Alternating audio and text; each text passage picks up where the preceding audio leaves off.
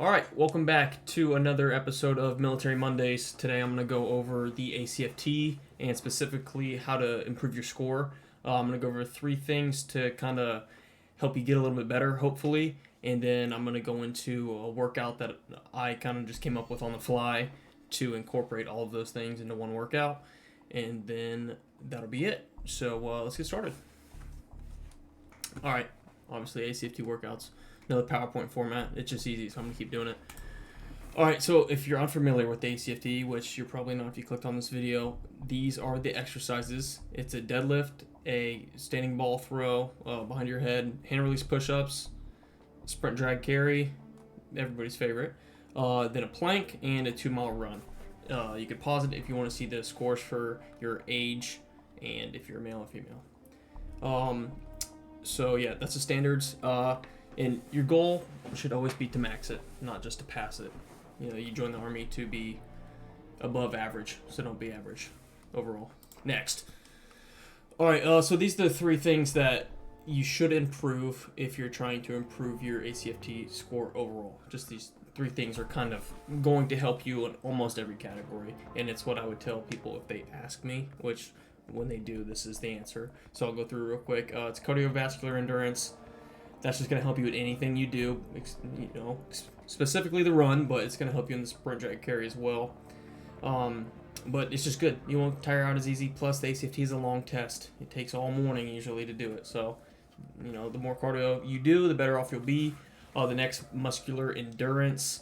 That's going to help you mostly in the sprint drag carry, going into the run, a little bit on the plank too, just because you'll be there for a long time, but muscular endurance is really important, and it will also help you prevent injury as well. And then the last one is core strength. You use your core in every exercise that you do, whether you realize it or not. Some obviously more than others, like the plank, but your core is important, so work on your core. All right, so the first thing is cardio. You just do it. Like there's no getting around it. There's no shortcuts. Get on a cardio machine, do cardio, but you really need to go run. Just go run. If you're in the Army, you should be running anyway.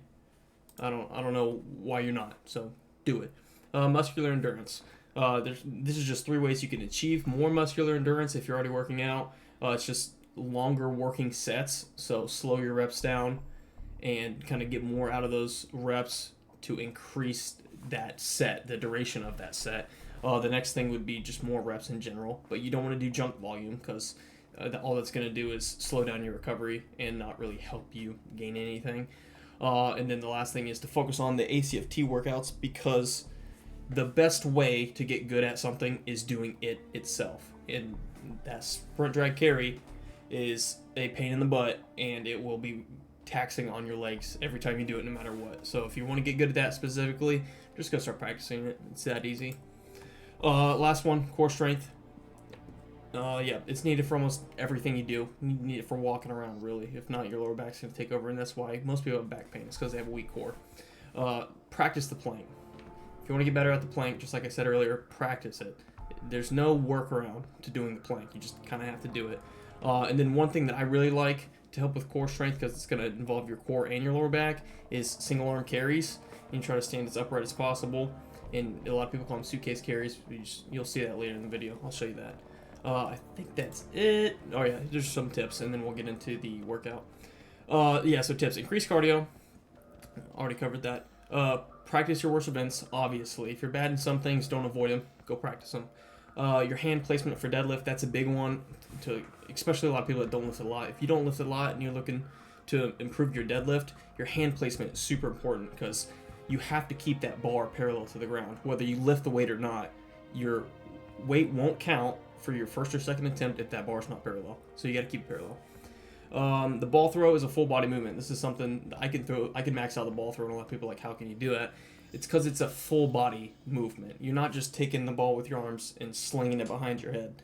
It's a full body movement. It's your legs, it's your core, it's your arms. It's the way you hold the ball. Pro tip, hold the ball like this, not like this. Underneath like a catapult. Especially if you're not a huge person, you can't grab the ball like a basketball because it's heavy. Next thing, practice the plank. Like I said earlier, you just have, if you want to get good at it, you have to do it. There's no workarounds. Practice what you want to get good at, and don't be average. If you set out to be average, you will always be average. You have to push yourself if you want to get better. And that's what this video is about. So don't be average. All right, that should be it. Yep, that's it. All right, I'll see you for the workout. All right, so as you can see, I got the video of the workout pulled up here. So I'm just going to let it roll and kind of talk over it and explain kind of how the workout goes and the idea behind most of the exercises. So obviously I'm just doing some squats here. I did a 5x5 with like 60 to 75% of your max weight. And try to do them as quick as you can. But the main thing that I want to focus on is doing I drop it down, 135, 185. It's kind of dependent on how much you lift. But you go for a minute and you try to do as much reps as you can. And this is to try to build that muscular endurance. So your legs get used to putting out, to contracting over time for things like this sprint drag carry and stuff like that. And just the consecutive events that build up over time. Another one that I like is just a weighted walking lunge. I went up in weight every time with this. So this was the first set, and I went up in weight, and it just takes a little bit longer. But weighted lunge is good for balance, as well as building muscle. But it's good for balance and mobility and everything else, as well as muscular endurance. These are just some real slow, lightweight RDLs with a nice pause at the bottom. I like those as well for that muscular endurance because instead of just busting out some RDLs, I'm making them last longer to try to, tax that muscle longer. And I'll just do like 3 sets of 15 or so reps, maybe 12 to 15, because it takes a long time to do. So you're pretty gassed after it, and it's relatively lightweight. And then, of course, you got to do a plank. There's no way around it. If you want to get better at the plank, which most people do, even if you can max it, you might as well do it because it makes it easier. Then you don't kill yourself doing a plank and then stand up and think the run's right after. So what I did here is I actually did kind of like a little circuit of where I did a minute plank, and then I did a minute of flutter kicks, and then I rested for 2 minutes. And this is the suitcase carry I was talking about earlier. So I think it's 28 kg, so a little over 50 pounds, I think. And this is good for your core and your lower back as well, and just working on stability. I think I was going around 25 meters each time.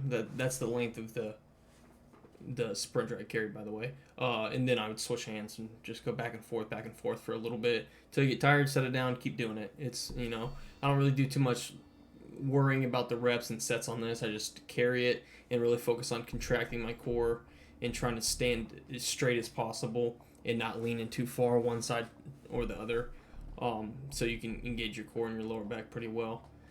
But yeah, that's pretty much it. Carries are always good if you can knock some carries out. And then I just wanted to show the what I was talking about with the hand placement earlier of where you want to put it. If you don't know how to use the trap bar deadlift, put your feet shoulder width, squat down until you can grab the bar, keep your back and your head and your neck in a neutral position, kind of look out in front of you, and just stand up. It's a super simple exercise. Most people overcomplicate it, but it's simple. Hand placement, that's what I was talking about. It's the biggest thing. Before you pull it off the ground, pull the slack out of the bar. That means you'll feel the bar come up a little bit, and pull the slack out of the bar. You'll tell if you're in the middle. For runs, if you have access to it, run not on pavement. For a few reasons. Number one, it makes you a better runner. Number two, it's harder, so you could run a little bit slower pace and still get more out of it. And number three, you don't have to deal with other people. That's my favorite part. All right, but that's pretty much it. We'll wrap it up there, and I'll see you on the next one.